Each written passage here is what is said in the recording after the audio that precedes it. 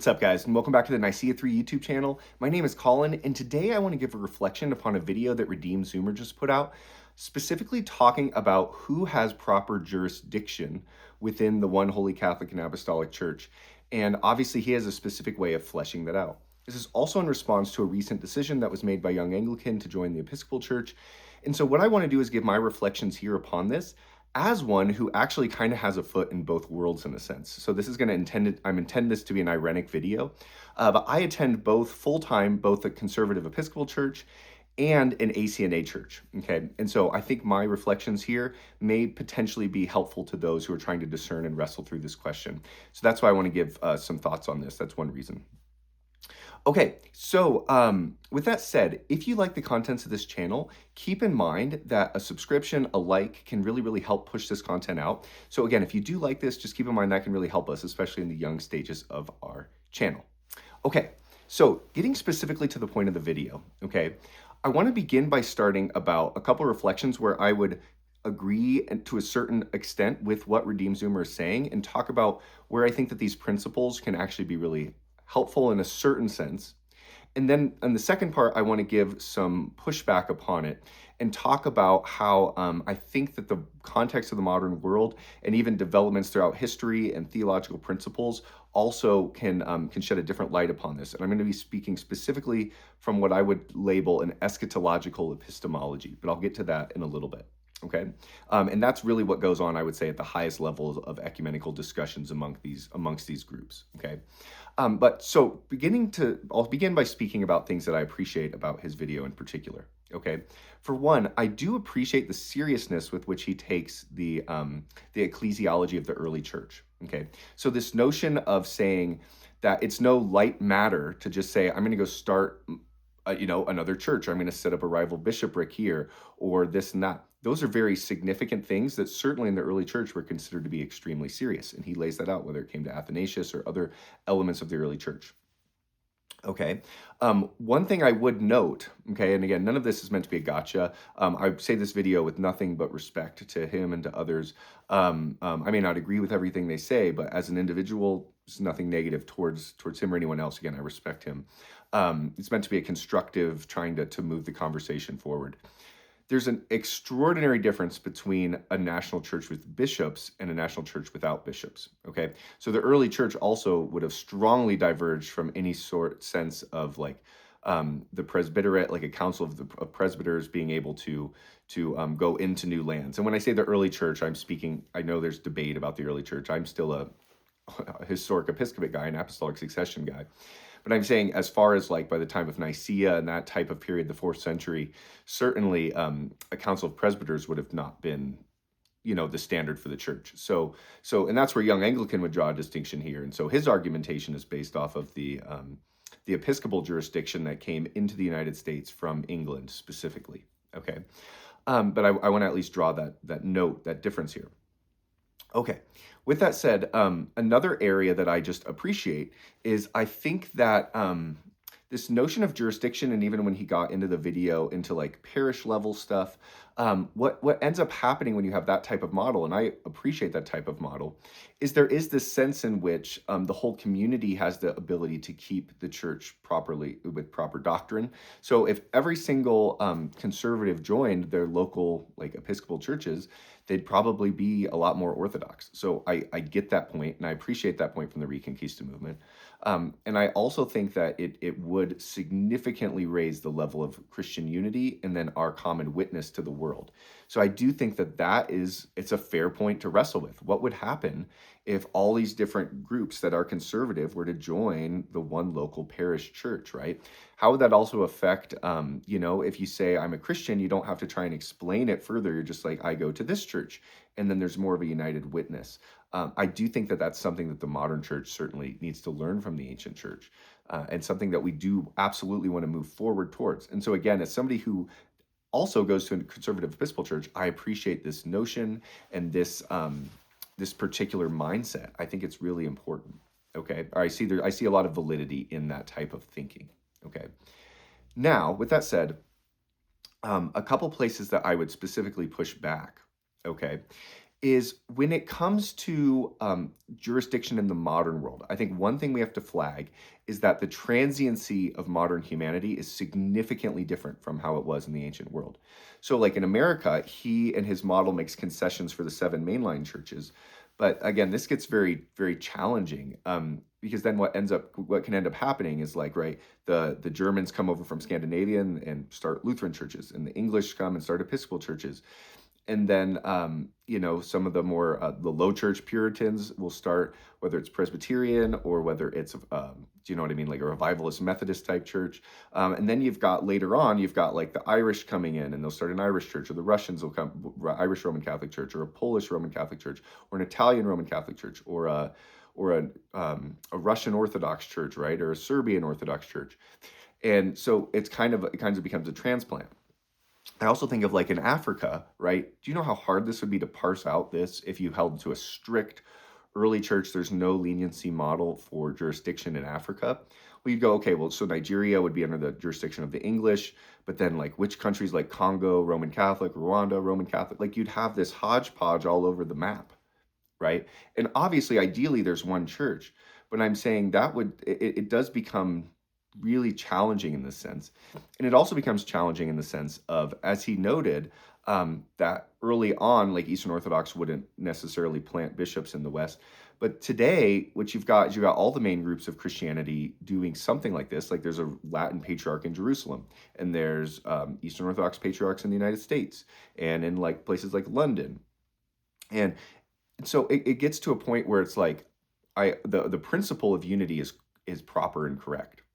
However, I do think that there's another way in which this model can work. And this is where I want to bring up this notion of eschatological epistemology. And what I mean by that is what the future dictates can help speak into the present how we view one another. Okay. And so Vatican II, for example, from the Roman Catholic position, is a huge move in this way, where they talk about the other groups in the Western Church. Such as they say Anglicanism has a special place because of its Catholic hierarchy, its maintenance of a Catholic style hierarchy. But when they look, and as Anglicans, we would affirm that we're Catholic, and I come from the Anglican tradition, like I said. But so with that model, okay, the way that one can think about it, okay, is that what will be in the future dictates what is in the present. Okay, so I was speaking about Vatican II. When Vatican II talks about Unitatis Redintegratio, specifically the document on ecumenism, when it talks about other groups from the Western Church, it'll use language like this: they participate in the mystery of salvation. They have by no means ceased in being used as instruments or means of salvation. Okay, it specifically says means of salvation, and that means by God for their members. And then it also says their liturgical elements too must be considered as capable of giving access to the community of salvation. Well, this mystery, mysterion, is one, right? This fits in with the notion of one baptism, one faith, one Lord.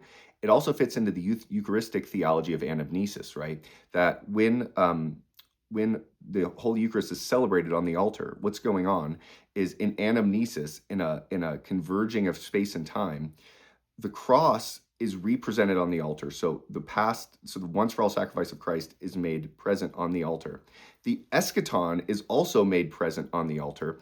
And then every saint's table every altar that's ever celebrated the Holy Eucharist is one in this moment. So there's one mystery, one faith, one sacrifice, one sharing in this. Okay, and this fits with the Shema. Hear, O Israel, the Lord our God is one. Shema Israel, Adonai Eloheinu, Adonai Echad. Okay, God is one. And that's so important. He's three in one, of course. He's one, okay, in that. He's one God who's an interpersonal and relational God as Father, Son, and Holy Spirit, okay? And the oneness of God here is so important because God does call, and Redeemed Zoomer is correct about this. The scriptures really focus on church unity. I would say Romans is largely about church unity. You've got you've got why everybody's in need of forgiveness in the first 5 chapters. Chapters 6, 7, and 8 retrace the Exodus. So you've got You've got baptism is like the crossing of the Red Sea. Chapter 7 is like the wilderness wandering. Chapter 8 is like the new creation crossing. And then 9 to 11 is about how God humbles all men so that all men need the grace of God. And then following chapter 11 is like the practical unity between the Jews and the Gentiles. So you see it there. You see it in Galatians, table sharing. You see it in, I would say altar sharing as well is what it's aiming at. Then you've got Philemon has a cruciform reality between Onesimus and Philemon.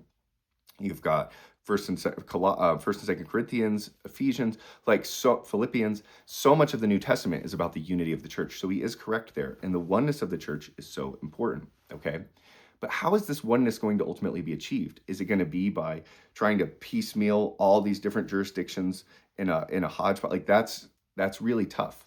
Or is it going to be through looking into the Eschaton again and saying what will be in the future can help dictate the present, right? And that's a way that then can bring harmony and peace between in like a differentiated full communion, right? Where it's not complete amalgamation. And if you read the new Bishop of Rome document from the Vatican, it talks about this. It's like, how can the papacy serve as a source of unity and then these other groups still have a form of their own integrity? In this form of differentiated communion, I really think is the way that will come about. And what that is it's kind of saying in the future, we're all one because the mystery is one, right? And so in that, then we need to figure out how to make that work here and now in a peaceable way. And that is true amongst large groups like the Eastern Orthodox, the Oriental Orthodox, the Roman Catholics, and the Reformational groups. So like the Anglicans, Reformed Catholics, and then Protestant groups. All flowing through the one baptism, through valid baptisms in the name of the Father and of the Son and of the Holy Spirit. Okay. Then with that said, though, it also draws us into one. So, right. So like the Eucharist draws us ontologically towards one. Baptism already ontologically unites us as one in a sense. And that's in the deepest level. And that's what's going on in like Unitatis Redintegratio, what it's affirming. And this is straight out of the New Testament. And then again, the Eucharist is one mystery, one sacrifice. And so looking into the future, it becomes one. And I think this is also so important because the way we view space and time here really matters. And I'll close the video out with this, but this notion of Newtonian physics versus Einsteinian physics can really help us here. Okay, so in Newtonian physics, the way time works and omniscience works is you've got time was, time is, time will be, right? But in Boethius's view of theology from the Consolation of Philosophy, the ancient church father Boethius, it's more like Einsteinian physics where time is real to God and God allows each time to be real in and of itself. But what that also does is so like when we look at Einsteinian physics, for example, and we know that in our known cosmos, that time and space are funny, right? And that it's not just science fiction that like if we were able to go near a black hole, if one person went closer to it and another group stayed back, the time would pass differently for each group because gravity bends time, right? That if that's known if that's true in our known universe, how much more true is that with the things of God? And it gives us conceptual space for how different things can like unite, how the future can unite with the present. And I think when we think about different jurisdictions this way, including things like the American trouble challenges, like between the ACNA and the Episcopal Church, for example, or other groups, PCA, PCUSA, that these challenges can actually, if we look with charity from the future coming back, that can help us to make sense of it. And that would also go with potentially with church plants and different things. Again, I just say this with graciousness. I do appreciate his concern of splintering and schism. I think schism is very serious and we should not go into schism at the very best of our potential. With that said, though, it's a parsing out of what really is schism and what's not. And I think that the eschatological principle can help us make sense of the modern world, at least give us conceptual space for how we can think. And it's a new way of thinking through some of these things. And then it also helps us to be gracious on the ground and to, like, when we look around, I see real Christianity in these various groups. And again, I'm somebody who holds to apostolic succession. So the way I would parse it is like there's the plene esse, the fullness of the faith. And I can still consider others that may not have the fullness to still be really in the faith through their baptism, and then to varying degrees with the amount that they hold the apostolic Catholic faith in its fullness. And then I would also hold a form of branch theory where I look at different apostolic groups and see the fullness there.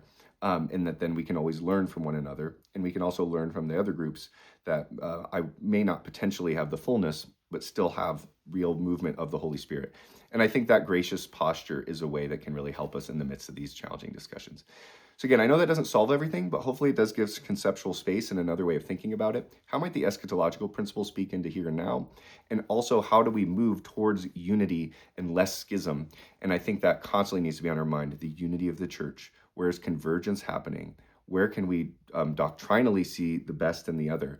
And then through that, how is God drawing us together to bear out that ontological reality that already exists of oneness in the Eucharist and in the one mysterion, the one sacrificial mass, the one mystery. So there's something to pray on and think about today. Again, if you like this content, keep in mind a subscription, a like can really help push this content forward. Again, God's peace to Redeemed Zoomer, Young Anglican, everyone who's mentioned. And I just pray God will bring unity and peace in his church. Thanks, y'all. We'll see you guys in the next one.